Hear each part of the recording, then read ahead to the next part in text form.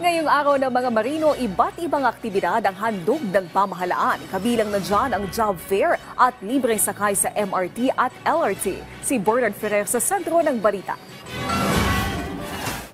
Nagtiyagang pumila si John Vincent sa job fair na inorganisa ng Maritime Industry Authority o Marina bilang bahagi ng pagdiriwang ng Day of the Seafarers.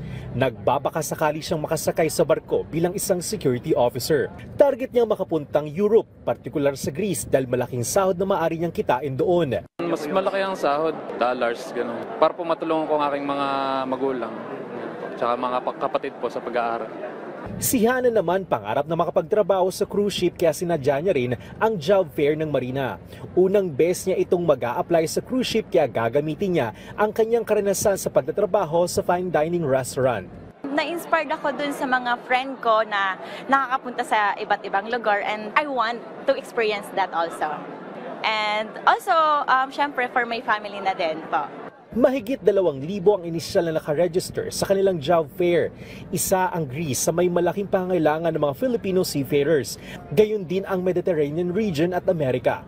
Halos 25% ng mga crew sa mga barko sa buong mundo ay binubuo ng mga Filipino seafarers. Naiiba yung attitude ng mga Pilipino sa trabaho.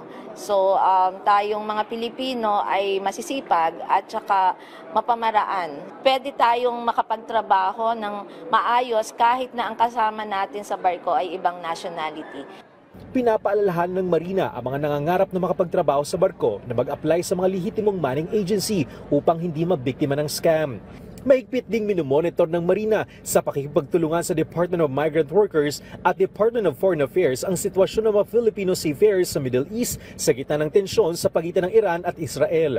Kasi kung ang crew change nila ay dadaan ng Middle East, medyo naapektuhan yung mga biyahe.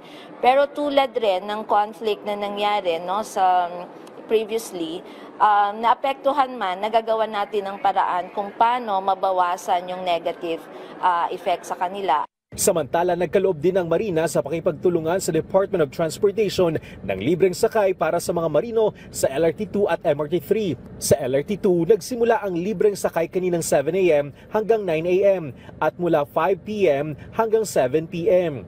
Sa MRT3 naman, na-avail ang libreng sakay simula kaninang 4:30 a.m. hanggang 10:30 a.m.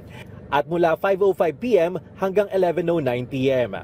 Kinakailangan lamang magpakita ng Seafarers Identification Record Book o PRC ID sa ticket seller o security personnel na nakastasyon sa service gate upang makakuha ng libreng sakay.